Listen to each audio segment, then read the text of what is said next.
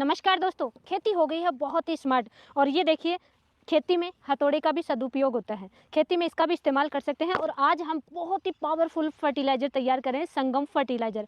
ऐसा फर्टिलाइजर जिसकी दोस्तों आज तक आपने ना तो सोचा है ना देखा है। ऐसा फर्टिलाइजर आपको दिखाएंगे, कम से कम खर्चे में तैयार हो जाएगा और फसल में हर एक पोषक तत्व की पूर्ति हो जाएगी। दोस्तों, हम अक्सर जहाँ की मिट्टी हार्ड है, हाई पीएच है, वहाँ पे चूना यूज नहीं कर सकते, लेकिन आज के तरीके से आज के बाद में आपकी सोच बदल जाएगी। कैसी भी मिट्टी है, हार्ड मिट्टी है, कम पीएच है, ज़्यादा पीएच है, आप चूने को मिट्टी में भी यूज कर पाएंगे और बहुत अच्छा रिजल्ट मिलता है। भाई चूने का अगर मिट्टी में यूज करते हैं, चूने के साथ में नमक को आपको यूज करना है। क्रिस्टल फॉर्म में जो नमक आता है, ये देख लीजिए, इस टाइप का नमक का इस्तेमाल करना है। अक्सर नमक का और चूने का कोई तालमेल नहीं होता है, लेकिन आज की वीडियो में, आज के बाद में आप समझ जाएंगे कि हाँ, तालमेल होता है और बहुत अच्छा रिजल्ट ले सकते हैं। इनके साथ में और भी कई चीज़ें मिक्स करेंगे। तो दोस्तों, विशेष तौर से अगर आप सब्जियों की खेती कर रहे हैं, शॉर्ट समय की खेती करते हैं, या प्याज है, लहसुन है, कोई सी भी फसलें करते हैं जिनमें आपको खर्चा कम करना है और प्रोडक्शन बहुत अच्छा लेना है। साथ ही दोस्तों, जैसे कि एनपीके है, माइक्रोन्यूट्रिएंट है, उनमें बड़ा कन्फ्यूजन होता है, कौन सा मिक्स करें कौन सा नहीं करें। भाई ये बहुत बड़ा कन्फ्यूजन होता है, क्योंकि घोल फट जाता है, एक साथ मिक्स करके यूज नहीं कर सकते। लेकिन ये ऐसा फर्टिलाइजर तैयार होगा जिससे हर पोषक तत्व की पूर्ति आपकी फसल में देखने को मिलेगी। किसी भी टाइप की डिफिशियंसी ही नहीं आएगी आपकी फसल में। वीडियो के अंत तक जरूर बने रहें। तो सबसे पहले तो दोस्तों 200 लीटर का टैंक लेना है। 1 एकड़ की डोज हम डिस्कस करेंगे। 1 एकड़ में यूज करने कितनी चीज़ें चाहिए 1 एकड़ के लिए, वो हम आपको दिखाएंगे। 200 लीटर का टैंक लेना है। टैंक को आधा भर लेना है। शुरू में कम पानी ही भरना है दोस्तों, उसके बाद में जगह खाली रहेगी तो आपको भर लेना है। तो ये आधा पानी से भर लिया। अब दोस्तों, ये लेना है आपको चूना। ये देखिए, भुजा हुआ चूना लेना है। लाइम या चूना जिसे कहते हैं, इसको भुजा लेना है मटके में। ये देखिए,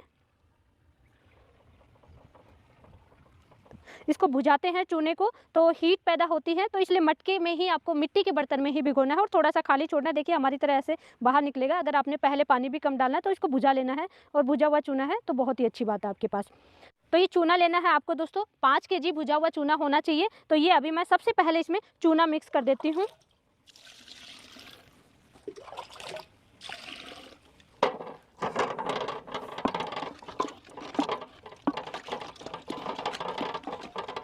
और सबसे अच्छी बात है कि इसको छानने की आवश्यकता नहीं है, क्योंकि बाद में आपको छानना पड़ेगा जब आप ड्रिप से चलाएंगे।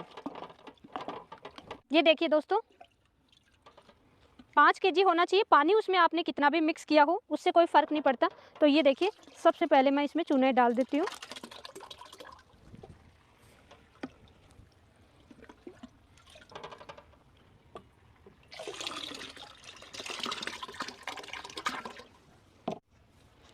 ये 3 केजी हो गया है।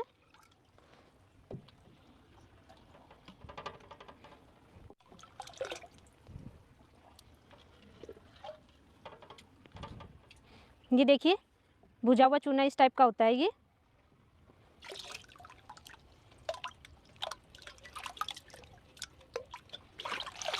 देखिए, पानी सफ़ेद सफ़ेद हो गया है। अब इस चूने को मिक्स करेंगे और नेक्स्ट हम लेंगे नमक। नमक भी आपको सेम मात्रा में लेना है, जितना चूना ले रहे हैं उतना ही नमक। तो 5 केजी हमने चूना लिया तो 5 केजी ही नमक लेना है। ये हमारे पास 10 केजी है तो इसको हाफ कर लेंगे। भैया ये 10 केजी का है तो मैं इसके 2 टुकड़े बना लेती हूँ। 5 केजी हम डालेंगे।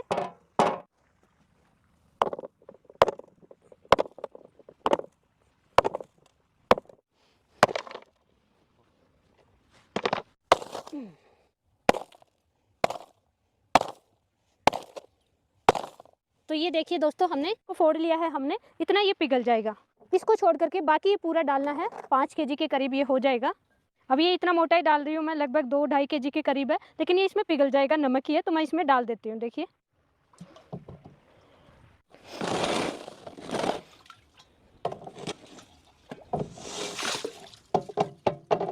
ये तो हो गया नमक और चूना, 2 चीज़ें इसमें डाल दी दोस्तों। अब जो बहुत ही अच्छा है, क्योंकि नमक में क्या है दोस्तों, सोडियम। सोडियम से क्या होता है, पौधे में हरापन बहुत ज़्यादा आता है। जितने भी दोस्तों एनपीके आते हैं, एनपीके फर्टिलाइजर, जैसे कि एनपीके 19-19 है, 052-34 है, 0050 है, या जो भी एनपीके आते हैं, कुछ एनपीके में दोस्तों सोडियम जरूर आता है। सोडियम NaCl, सोडियम क्लोराइड, ये जरूर आता है, क्योंकि हरापन बहुत ज़्यादा बढ़ जाता है सोडियम से। तो नमक में होता है सोडियम। चूने से कैल्शियम की पूर्ति बहुत अच्छी होती है। कैल्शियम से रिच फर्टिलाइजर के रूप में आज हम इस्तेमाल करें तो कैल्शियम की पूर्ति बहुत अच्छे से हो जाती है चूने से। जिनकी मिट्टी का पीएच कम है उसका पीएच बढ़ जाता है। लेकिन अगर दोस्तों इसको केवल ऐसे ही तैयार कर लेंगे तो पीएच हाई है, तो वो डायरेक्ट आप नहीं यूज कर सकते, और भी चीज़ें इसमें अभी मिक्स करना होगा। सबसे पहले तो यूज करेंगे चूना और नमक के बाद में सरसों की खली लेना है। 1 एकड़ के लिए कम से कम 15 केजी होना चाहिए या 20 केजी सफिशिएंट, अच्छी मात्रा होती है। तो 20 केजी हम सरसों की खली डाल रहे हैं। ये देखिए मस्टर्ड केक जिसे कहते हैं।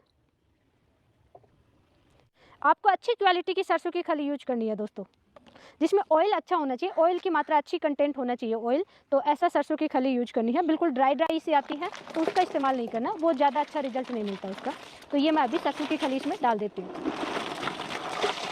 बहुत सारी फसलें हैं जिनमें सरसों की खली का कल्चर बना करके यूज करते हैं दोस्तों। नाइट्रोजन, फास्फोरस, पोटाश बहुत अच्छी मात्रा में होता है। आप अगर देखते हैं तो लगता है कि इतना अच्छा न्यूट्रिशन कंटेंट नहीं है, लेकिन दोस्तों इसमें NPK प्रचुर मात्रा में होता है। उसके अलावा माइक्रो न्यूट्रिएंट्स भी होते हैं। तो सब तरीके के पोषक तत्व फसलों को लगेंगे।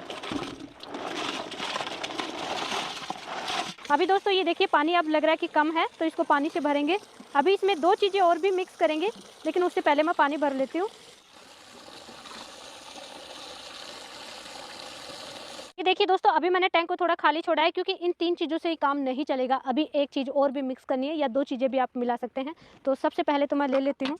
इनका भी मिट्टी का pH हाई है भाई, ज़्यादा pH में चूना नहीं यूज कर सकते, pH और ज़्यादा बढ़ जाएगा। तो उनको क्या करना है, इसका pH कम कर लेना है। इसका pH कम कैसे करोगे, उसके लिए आइए मैं दिखाती हूँ क्या यूज करना चाहिए। मिट्टी का pH कम करने के लिए, या कोई भी आप सॉल्यूशन या घोल तैयार करते हैं, कोई कल्चर तैयार करते हैं, कोई फर्टिलाइजर तैयार करते हैं, उसका pH भी कम करने के लिए ये है दोस्तों सिट्रस बायो एंजाइम। इसमें आप किन्नू, मौसम्बी, नींबू, संतरा या आंवले का किसी भी सिट्रस का आप बायो एंजाइम ले सकते हैं। और इसका मेरे दोस्तों ये लास्ट ईयर का बना हुआ है, इस साल जो बना है मैंने उसका वीडियो भी डाल चुकी हूँ, तो आप ज़रूर देख लेना कैसे बनाते हैं। ये देखिए बिल्कुल जूस की तरह ये तैयार होता है, और ये मैं 10 लीटर ले रही हूँ। ये इसमें डाल देती हूँ।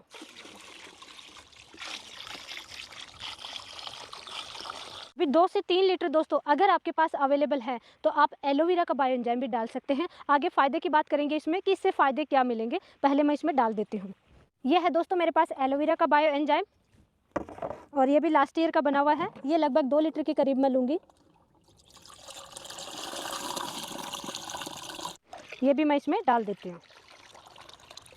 तो फसलों में बढ़वार के समय कोई भी फसल है, इवन कि गेहूं की फसल है, आने वाले इन फ्यूचर में आप धान की फसल करेंगे, किसी भी फसल में बढ़वार के समय आप इसको डालेंगे तो बढ़वार फुटाव बहुत जल्दी होता है। सब्जियों में दोस्तों सीधी सीधी सी बढ़ जाती है, बेल वर्गीय फसलें सीधी सीधी चलती हैं, 3G कटिंग करनी पड़ती है, जैसे तरबूज में है या किसी भी फसल में, तो उनमें क्या होता है फुटाव कम होता है। इसका इस्तेमाल करेंगे तो फुटाव बहुत ही ज़बरदस्त देखने को मिलता है। ये वीडियो देखने के बाद में आप कम से कम एक बार जरूर यूज करें दोस्तों। रूट डेवलपमेंट बहुत अच्छा होता है, जड़ों का विकास अच्छा होता है, मिट्टी में माइक्रोबियल एक्टिविटी बढ़ जाती है, वाटर होल्डिंग कैपेसिटी बहुत अच्छी बढ़ जाती है। इवन की सरसों होती है इसमें थोड़ा सा कड़वापन होता है, चूना है या आपने जो नमक यूज किया है, मिट्टी में कुछ छोटे छोटे जैसे कीट वगैरह होते हैं, इंसेक्ट वगैरह होते हैं जड़ों में, तो उनका अटैक बहुत कम देखने को मिलेगा। बहुत हेल्दी रूट हो जाती हैं।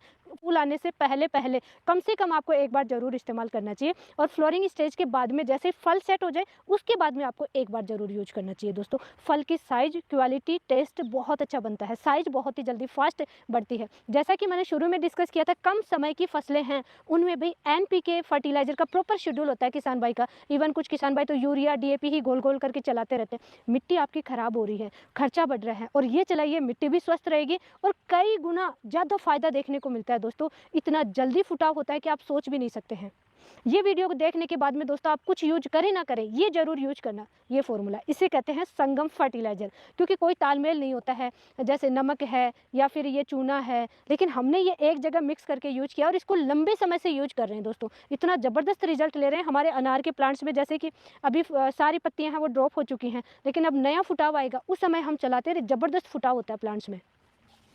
अब इसको यूज कैसे करना है दोस्तों, सारी चीज़ें आपने मिक्स कर ली हैं, लेकिन क्योंकि नमक भी ऐसे डाला है, सरसों की खली को भी आपने बिल्कुल चूरा करके नहीं डाला, तो आप दिन में कम से कम 2 बार मिक्स करेंगे या 3 बार भी मिक्स कर सकते हैं, और कम से कम 5 दिन आपको रखना है, ताकि जो सरसों की खली का जो न्यूट्रिशन है वो पानी में मिक्स हो जाए है, चूना वगैरह है, जो जो भी न्यूट्रिशन है वो पानी में मिक्स हो जाए अच्छे से, और उसके बाद में छान करके दूसरा टैंक लीजिए और दूसरे टैंक में छान करके चलाएंगे, और फिर आप ड्रिप से चलाइए। स्प्रे नहीं करना है दोस्तों, रूट में चलाना है, ये पूरा 1 एकड़ में चलाना है।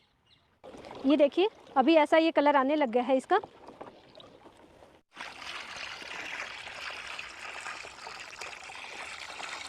और दोस्तों